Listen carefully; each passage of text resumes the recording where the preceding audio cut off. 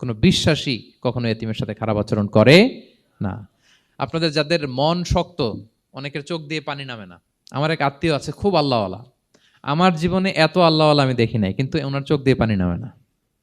বারবার এসে আমারে বলে যে মিজান কি করবো বলো, তুমি একটু মোনাজাত ধরো। আমার মনে আছে আমি ওনাকে নিয়ে মোনাজাত ধরতাম, তো ওনার কান্না আসে না চোখ দিয়ে। এত আল্লাহওয়ালা, খুব ভালো মানুষ, কিন্তু চোখ দিয়ে পানি নামে না। এটা অনেকের হয়, নানা কারণে হয়।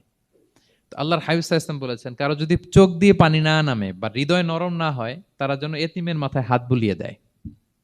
এক সাহাবী এসে বলেন, ইয়া রাসূলুল্লাহ, আমার হৃদয়টা বড় শক্ত, হৃদয় নরম হয় না।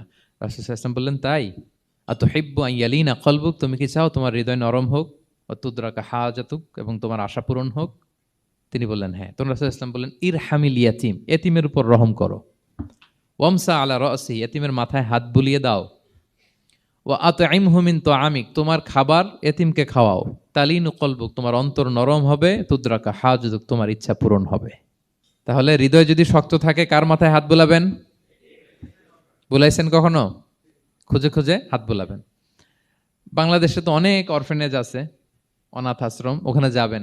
সুযোগ হলে একদিন যে একটু লাঞ্চ করলেন ওদের সাথে বসে, ডিনার করলেন, একসাথে খেলেন, ওদের মাথায় হাত বুলিয়ে দিলেন, সাধ্যমতো কিছু উপহার হাতে তুলে দিলেন, আপনার ইচ্ছা পূরণ হবে আর আপনার হৃদয় নরম হবে ইনশাআল্লাহ। আর এতিমকে আদর করা মানে নবী সাল্লাল্লাহু আলাইহি ইসলামের প্রতি ভালোবাসা দেখানো। কারণ আমার নবী এতিম হয়ে বড় হয়েছেন। এতিমের প্রতি ভালোবাসা প্রকারান্তরে নবী সাল্লাল্লাহু আলাইহি ইসলামের প্রতি ভালোবাসা দেখানো হয়। কারণ আমার নবী এতিম হয়ে বড় হয়েছেন। সুবহানাল্লাহ।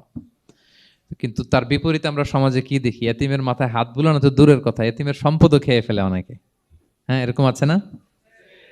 এতিমের সম্পদ দেদারসে গিলতেছে। কি যে আমাদের চিন্তাধারা! দেখবেন যে লোকটা এতিমের সম্পদ গিলে, ওরা রোজা অবস্থায় এক ঢোক পানি গিলাতে পারবেন কিনা দেখেন। যে বলেন একটু পানি খান তো, খাবে না কেন? হারাম। তো ওই হারাম কিন্তু গিলতেছে ইচ্ছা মতো। রোজা অবস্থায় এক ফোঁটা আপনি পানি গিলাতে পারবেন না এরে, কেন? হারাম। কিন্তু ওইদিকে ভাতিজার সম্পদ গিলতেছে দেদারসে। আল্লাহ বলেন এটা ভাতিজার সম্পদ না, এটা তুমি জাহান্নামের আগুন পেটে ঢুকা।